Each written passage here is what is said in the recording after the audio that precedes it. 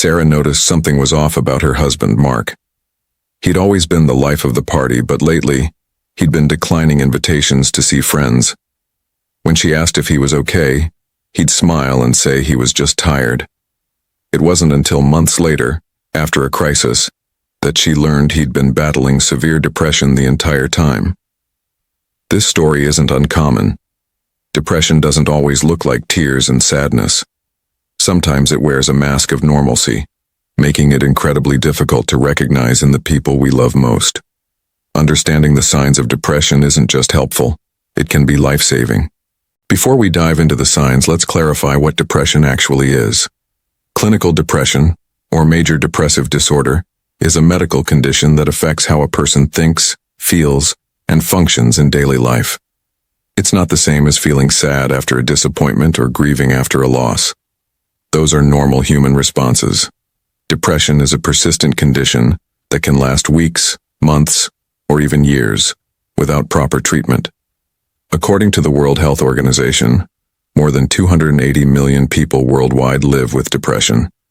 It affects people of all ages, backgrounds, and walks of life. Yet despite its prevalence, many people struggle to recognize it in their loved ones, or even in themselves. The brain chemistry of someone with depression is fundamentally different. Research shows that depression involves changes in neurotransmitter levels, particularly serotonin, norepinephrine, and dopamine. Brain imaging studies reveal that certain areas of the brain function differently in people with depression, particularly regions involved in mood regulation, memory, and decision-making. The visible signs, changes you can see. 1. Persistent low mood or emotional numbness. The most recognized symptom of depression is persistent sadness, but depression can also manifest as emotional flatness. Your loved one might seem disconnected from emotions altogether. They don't seem happy, but they don't seem particularly sad either. They're just empty. Watch for comments like, "I don't feel anything anymore," or "nothing matters." These statements indicate a profound emotional shift that goes beyond ordinary mood fluctuations. 2. Loss of interest in previously enjoyed activities. This symptom, called anhedonia, is one of the hallmark signs of depression. Your athletic friend who loved basketball suddenly stops playing. Your mother who adored gardening lets her plants die. Your partner who was passionate about their career starts calling in sick regularly. Anhedonia isn't about being too busy or temporarily uninterested. It's a complete loss of pleasure in activities that once brought joy. The activities feel pointless, exhausting, or simply don't register as enjoyable anymore. 3. Social withdrawal and isolation. People with depression often pull away from friends and family.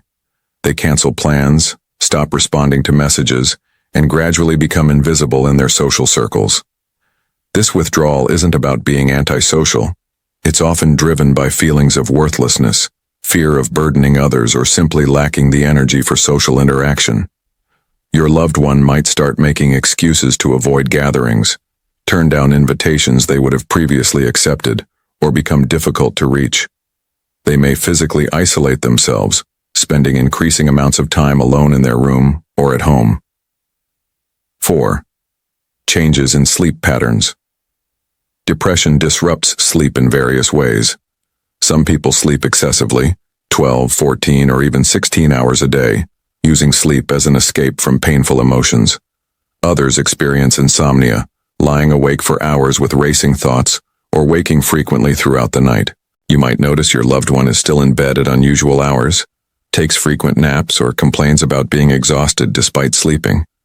Alternatively, they might mention they can't fall asleep, or that they wake up at 3 a.m. every night unable to return to sleep. 5. Appetite and weight changes. Depression can dramatically affect eating habits. Some people lose their appetite entirely. Food becomes tasteless, and eating feels like a chore. They might lose significant weight without trying. Others turn to food for comfort, experiencing increased appetite and weight gain. Notice if your loved one skips meals regularly, eats significantly more or less than usual, or shows visible weight changes. Comments like, "I'm not hungry," or "nothing tastes good anymore," are red flags. 6. Persistent fatigue and low-energy depression causes a bone-deep exhaustion that sleep doesn't fix.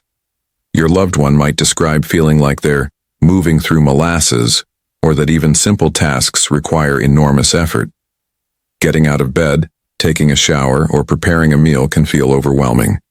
This isn't laziness. It's a symptom of a medical condition affecting their brain and body.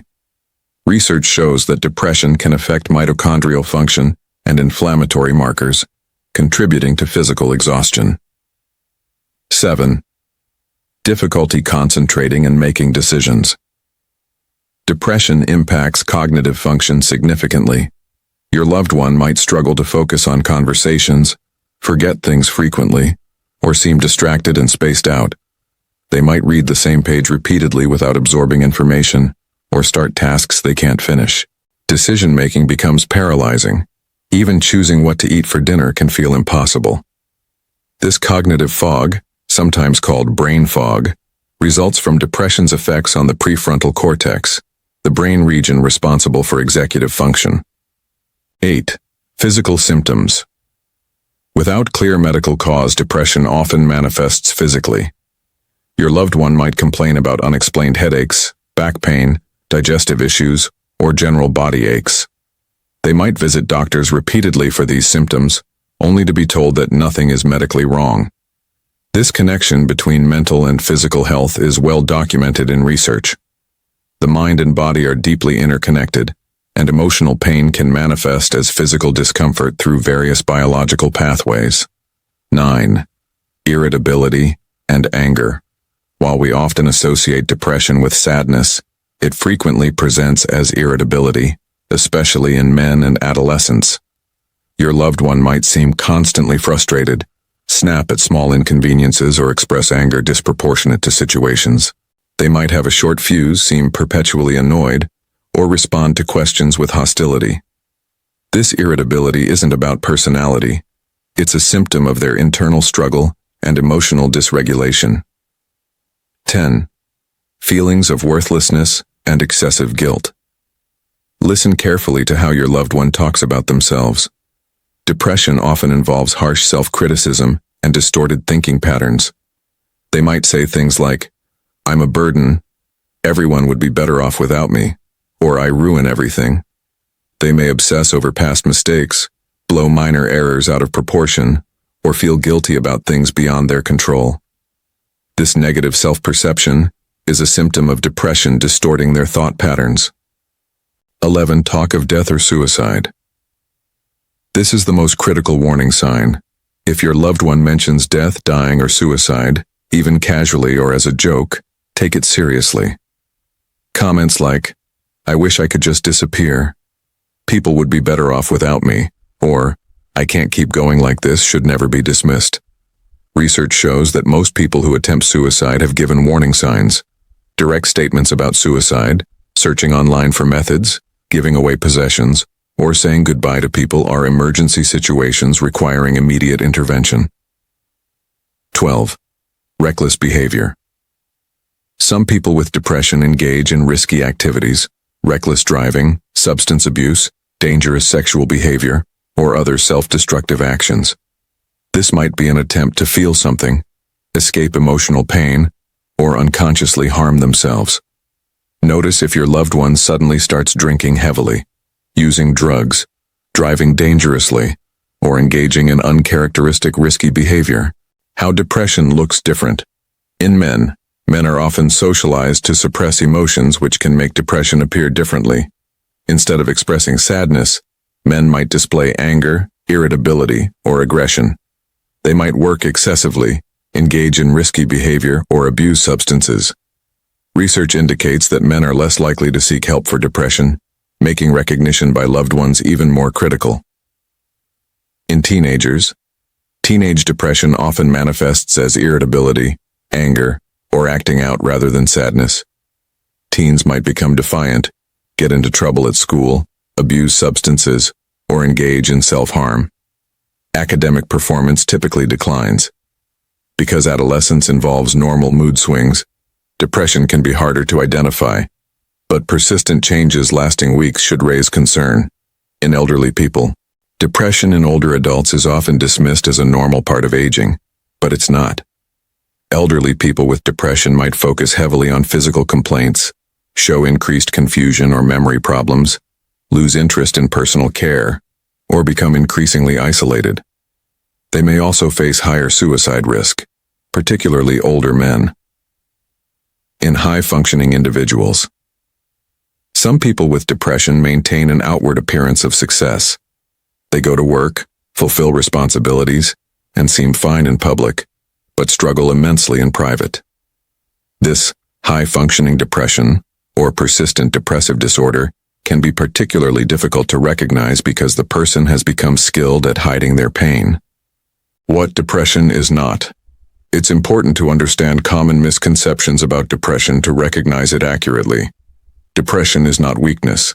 It's a medical condition, like diabetes or heart disease. No one chooses to be depressed. Depression is not just being sad. Everyone feels sad sometimes. Depression is persistent, affects daily functioning, and doesn't improve with positive experiences. Depression is not always obvious. Many people with depression appear functional and even happy to others. Depression is not the same for everyone. It manifests differently in different people and can involve various combinations of symptoms. How to approach someone. You're concerned about recognizing depression is only the first step. Approaching your loved one requires care, compassion, and strategy. Choose the right time and place. Find a private, comfortable setting where you won't be interrupted. Avoid times when either of you is stressed, rushed, or emotionally charged. A calm, quiet environment helps facilitate open conversation. Express specific concerns. Rather than saying you seem depressed, describe the specific changes you've noticed. I've noticed you haven't been playing guitar lately, and you seem tired all the time. I'm concerned about you. Being specific makes it harder for them to dismiss your concerns and shows you're paying genuine attention. Listen without judgment. When they share, listen actively. Don't minimize their feelings with comments like, "Everyone feels that way sometimes," or "Just think positive." Don't try to fix everything immediately. Sometimes being heard is what matters most. Avoid phrases like "snap out of it," "others have it worse," or "you have so much to be grateful for." These statements, though well-intentioned, can increase feelings of guilt and worthlessness. Offer concrete support instead of, "Let me know if you need anything." Offer specific help. "Can I drive you to a doctor's appointment? Would you like me to help you find a therapist? Can I bring you dinner this week?" People with depression often struggle to ask for help or don't know what they need. Concrete offers are more helpful than open-ended ones. Encourage professional help. Gently suggest professional support. You might say, "What you're describing sounds really difficult. Have you thought about talking to a doctor or counselor about this?" Offer to help find resources or accompany them to appointments if they're comfortable with that. Be patient and persistent. Your loved one might not be ready to acknowledge their depression or seek help immediately. Don't give up. Continue showing care and concern.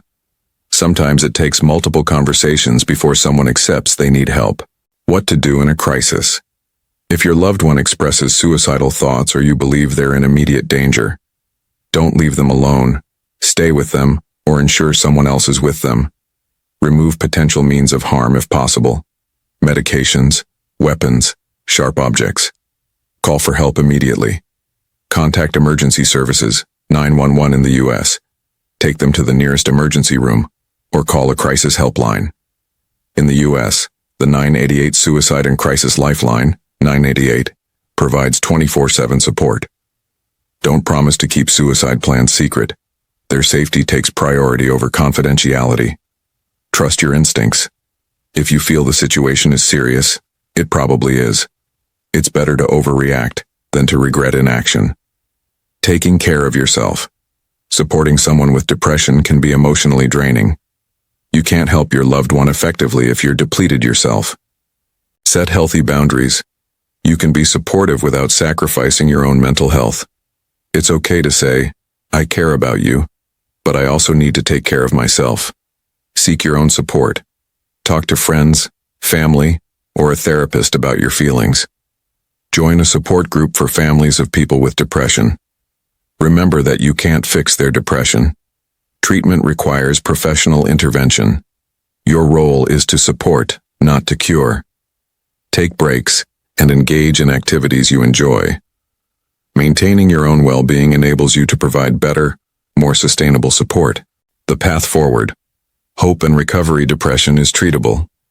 With proper treatment, which typically includes psychotherapy, medication, or both, most people with depression can recover and return to fulfilling lives. Treatment works.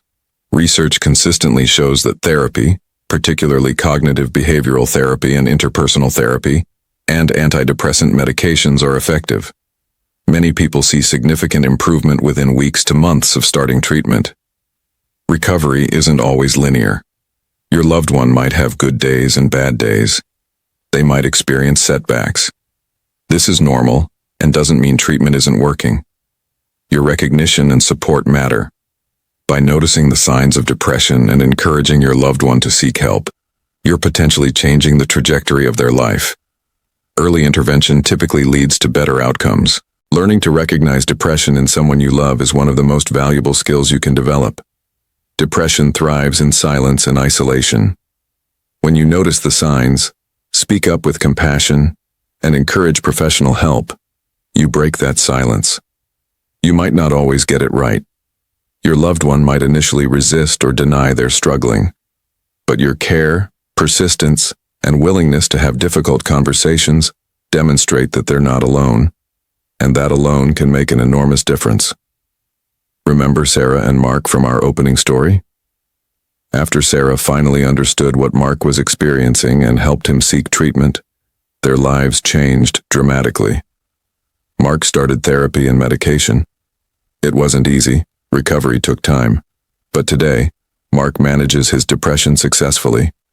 He credits Sarah's recognition of the signs and her loving persistence with saving his life. You might be that person for someone you love. By understanding these signs and knowing how to respond, you're equipping yourself to potentially save a life or, at minimum, help ease someone's suffering. Depression may be common, but with awareness, compassion, and proper treatment, it doesn't have to be permanent.